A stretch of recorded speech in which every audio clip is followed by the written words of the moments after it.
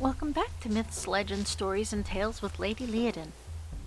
Today, we're going to be reading Cobweb Christmas, the Tradition of Tinsel. Written by Shirley Climo and illustrated by Jane Manning.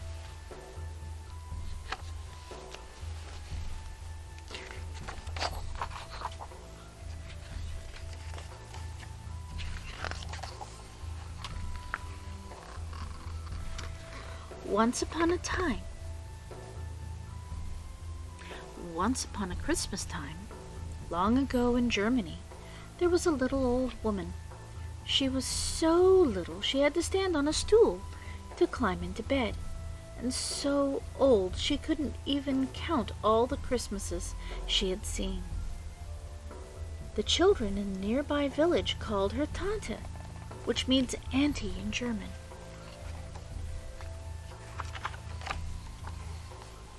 Tante lived at the edge of a pine forest in a tiny cottage just large enough for her to keep a canary for singing, a cat for purring, and a dog to lie beside the fire.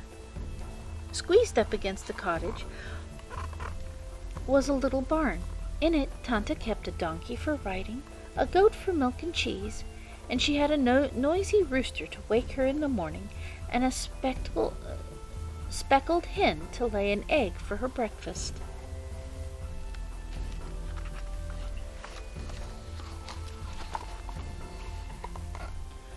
With so many animals about, her little cottage wasn't very tidy. But a bit of fur, a few feathers, or a spider web or two didn't bother Tante. Except once a year, when the days got short and the nights grew long, the old lady would nod her head and say, "Time to clean for Christmas." Then Tante shook the quilt and scoured the kettle until it shone, and scrubbed the floor on her hands and knees, and stood on tiptoe on her stool to sweep the cobwebs from the rafters. "Shoo!" said Tante. She swished the broom and sent every spider and each wisp of web flying out the door. When Tante cleaned her home from corner to corner, the little old woman nodded and said, "Time to fetch Christmas." How do you fetch Christmas? Tante took an axe from the barn and hung the harness with the bells on the donkey. She scrambled onto his back and trotted into the forest. They circled around and around until the old lady cried, "There!" She pointed to a pine tree no bigger than she was. "That one's just right," she told the donkey. Have you ever found the just right Christmas tree? Tante chopped down the tree, taking care to leave a bough behind so it might grow again.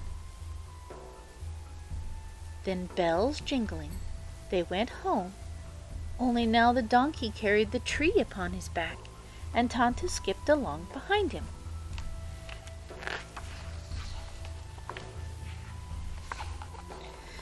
The tree fit perfectly in the tiny cottage.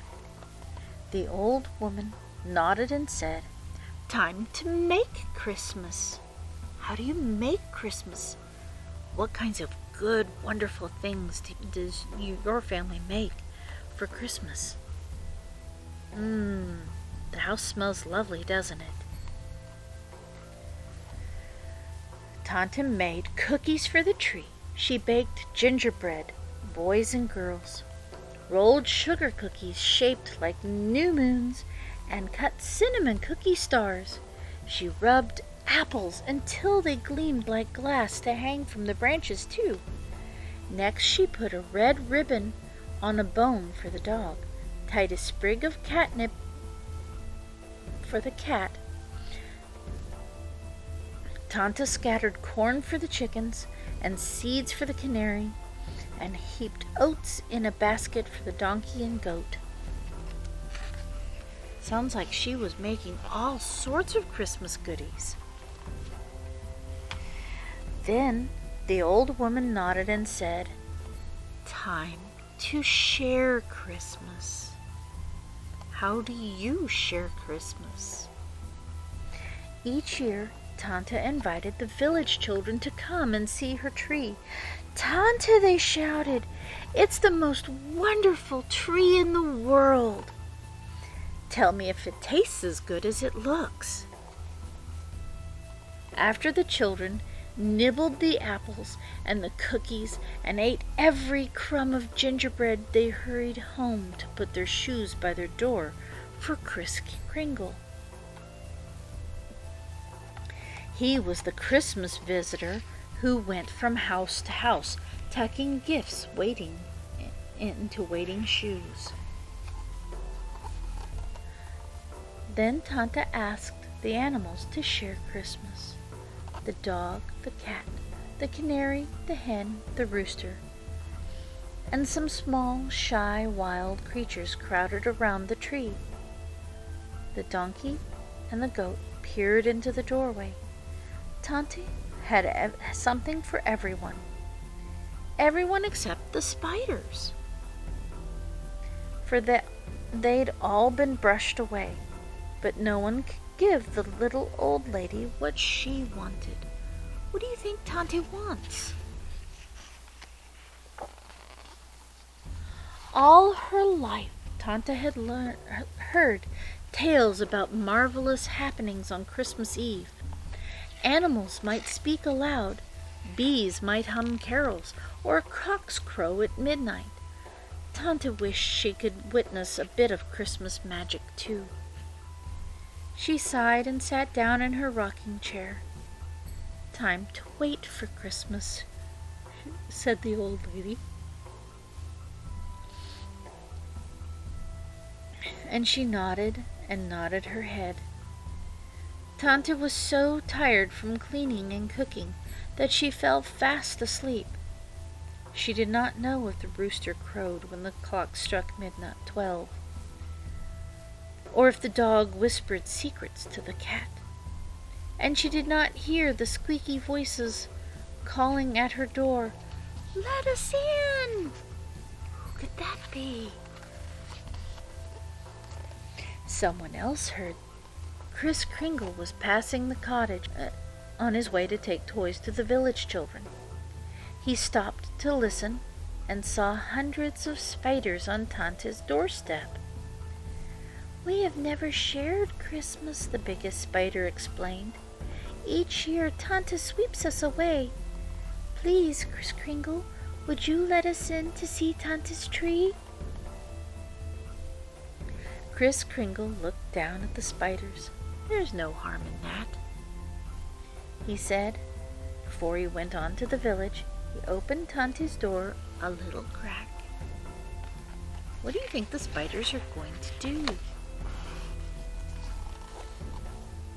Huge spiders, tiny spiders, smooth spiders, hairy spiders, spotted spiders, striped spiders, black and brown and yellow spiders, and the palest kind of see-through spiders came, creeping, crawling, sneaking softly, scurrying, burrowing, quickly, lightly, zigging, zagging, weaving, wobbling into the old woman's cottage. Curious spiders crept closer and closer to Tante's tree. 1, 2, 3 skittered up the trunk, and all of the other spiders followed. Oh, what's going to happen? Silently, they ran from branch to branch, back and forth, up and down the tree. Wherever spiders went, they left a trail behind. Threads looped from limb to limb, and webs were woven everywhere. Now the busy little spiders had shared Christmas. They had seen and felt every twig on the tree, so they scuttled away.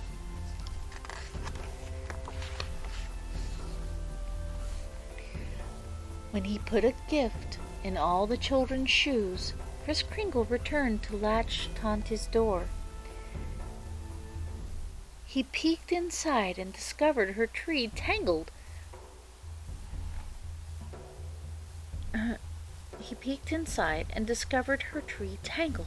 With sticky, stringy cobwebs. He knew how hard the old lady had worked to make Christmas and how dismayed she would be when she saw her tree. But he didn't blame the spiders for being curious. Instead, he decided to leave a special gift for Tante too. Gently, Kris Kringle touched each web. Beneath his finger, the slender strands gleamed like gold, and dangling threads sparkled silver. Now Tante's Christmas tree was truly the most wonderful tree in the world. What do you think happened? The rooster woke Tante in the morning. The old lady blinked in amazement at her glittering tree. "Something magical has happened," she cried, and she climbed on her stool for a better look. At the top of the tree she saw one small spider finishing its web. "Ah," Tante nodded her head. "So it's you and your kin I have to thank for this Christmas magic." The little old lady understood that such wonders only happen once. Each Christmas thereafter she did not clean so carefully, but left a few webs in the rafters that the spiders might share Christmas too. And every year after she'd hung the cookies and apples on her tree, she would nod and say, "Time for Christmas magic." Then Tante would weave tinsel among the branches until her tree sparkled with strings of gold and silver, just as it did on that magical cobweb Christmas. The end. Think about some of your Christmas traditions. Do you hang tinsel on your tree? Think about the spiders and how they help Tante have a magical Christmas. How can you help someone have a magical Christmas too? That's all the time we have for today. We'll see you next time.